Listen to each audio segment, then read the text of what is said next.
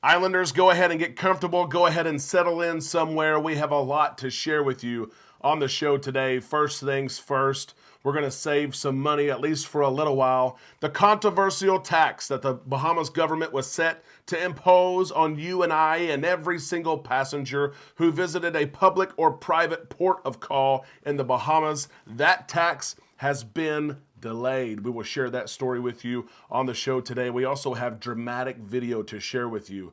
A woman who is sailing on a Royal Caribbean ship fell overboard and she is rescued. We have dramatic video of that rescue on the show today. We also have this news. A new cruise line, an additional cruise line who has never called on CocoCay. It's going to start calling on that perfect day experience. Royal Caribbean's perfect day at CocoCay. A new cruise line is headed there next spring.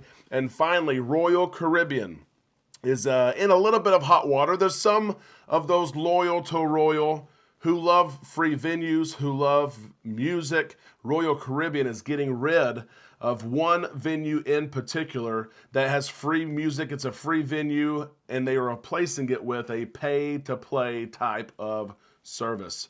We all need some time in the islands. Let's go there now on Island Time.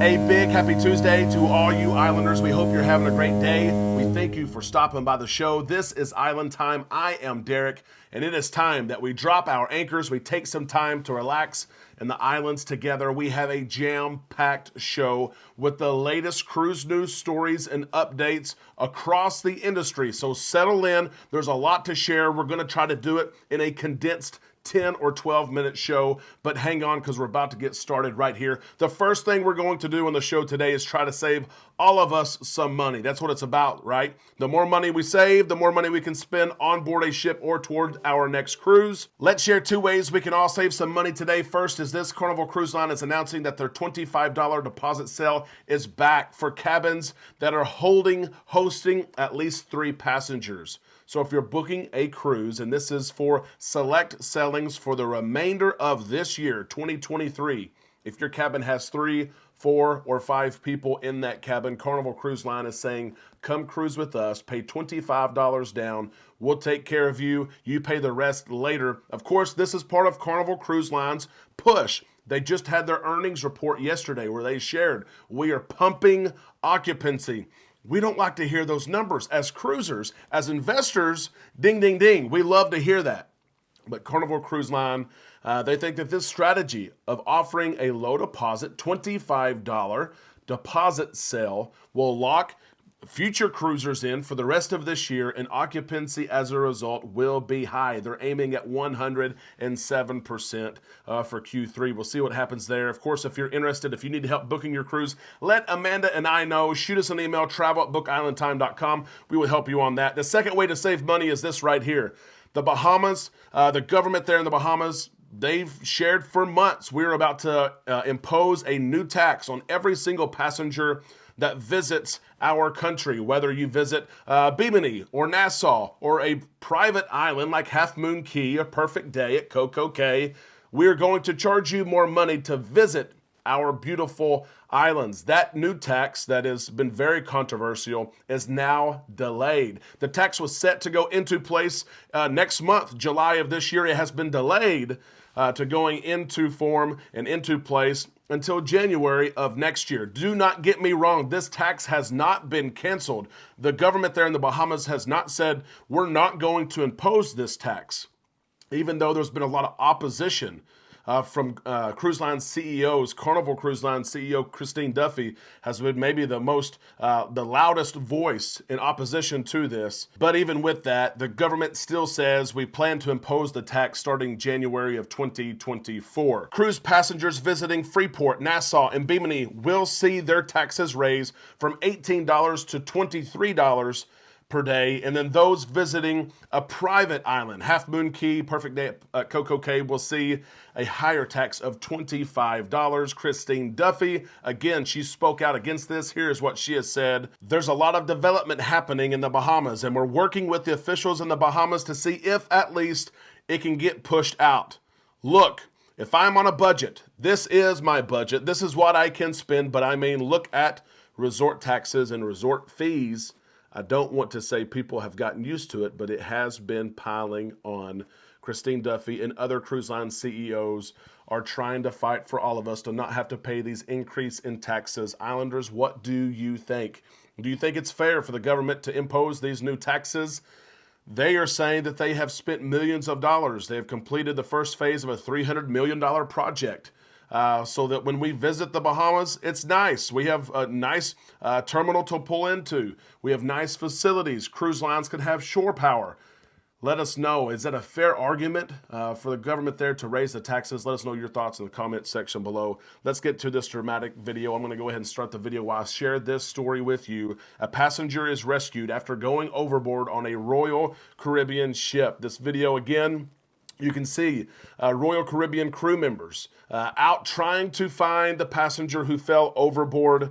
The passenger went overboard Sunday on the Mariner of the Seas near the Dominican Republic. Smoke flares were used, life buoys were used as well to try to keep track, right? That's what they tell you to do. If you see someone overboard, you throw the life buoy. You throw a smoke flare if you can find one, and that will help with navigation know where the person may be. And you can see the video of the boat in the water. The woman was rescued quickly. In under 45 minutes, she was rescued. She was brought back on board. We do not know how she went overboard, if it was accidental, if it was on purpose, if there was foul play. The Coast Guard reports she's on the 10th deck. We'll get to that here in just a second. But we know that she went overboard and rescued within 45 minutes. Royal Caribbean sharing this. Thankfully, the guest was successfully recovered and was brought on board. Our care team is now offering assistance and support to them and the traveling party. The Coast Guard was involved as well. The passenger was recovered alive and reported to be in good health after reportedly falling into the water from the 10th deck, says the Coast Guard. They also shared that no medical evacuation of the passenger was requested by Royal Caribbean. The passenger was being kept on the cruise ship's medical facility and later transferred to a hospital in Curacao for evaluation. The Coast Guard is investigating the circumstances that led to the passenger going overboard. The 10th deck. You can simply be killed from falling from the 10th deck of a cruise ship into the water, but this woman was survived. She did not have to be evacuated via helicopter, but instead was able to make it to Curacao. We hope that she's doing okay. Listen to this statistic. 212 people have went overboard cruise ships from 2009 to 2019.